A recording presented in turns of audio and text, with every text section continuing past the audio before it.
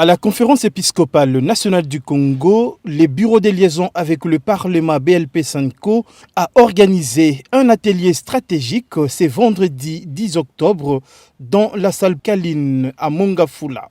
Objectif, impliquer activement les femmes dans l'élaboration et la mise en œuvre des politiques de lutte anti-tabac en RD Congo.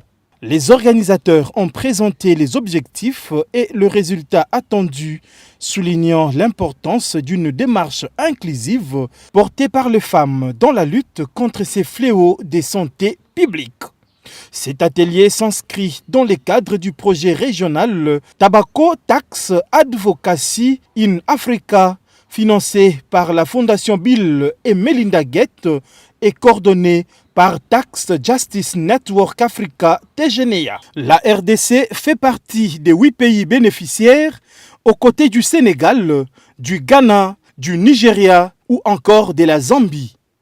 Avec ses partenaires, dont ILDI et Grèce, le BLP Sanco a développé un modèle de simulation fiscale SimTax RDC revisé en 2025 pour démontrer l'impact d'une taxe mixte ad valorem et spécifique sur les cigarettes. 2 intervenants et un participant ont donné leurs appréciations. Ouais, nous pensons que les changements ne viennent pas toujours d'un groupe très significatif, mais nous pouvons commencer petit à petit les changements avec un groupe réduit de personnes. Et si ces femmes sont engagées demain, on peut avoir un changement.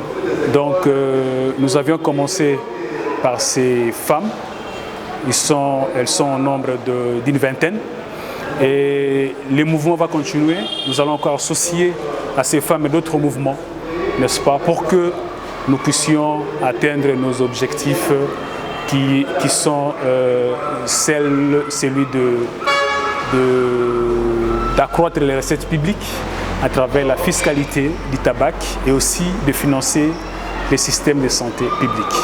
En tout cas, pour moi ou pour nous, les femmes leaders de la DENAFEC, c'est quelque chose de génial, de très génial et de très bien, parce que chez les autres, d'autres maladies qui touchent la santé humaine, on a essayé de vulgariser, mais sur le tabac, pour moi en tout cas c'est la première fois, aussi longtemps que la loi a été déjà votée depuis 2018, et c'est aujourd'hui vraiment qu'on essaie de se réunir avec la société civile et les avocats, certains membres de jeunes aussi, pour essayer de parler de dangers qui causent la cigarette dans notre pays.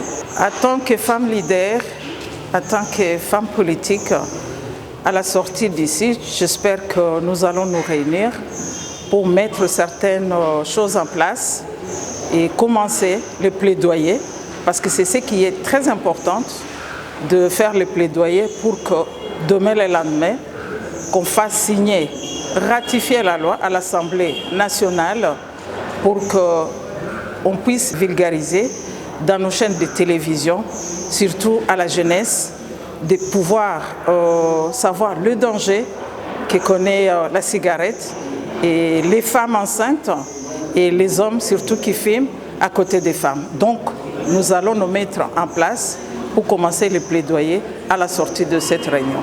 À travers cette initiative, la SENCO, à travers les bureaux de liaison avec le Parlement BLP, cherche à réduire l'accessibilité du tabac, surtout chez les jeunes et les femmes, tout en contribuant à l'augmentation des recettes publiques et à la promotion d'un développement durable.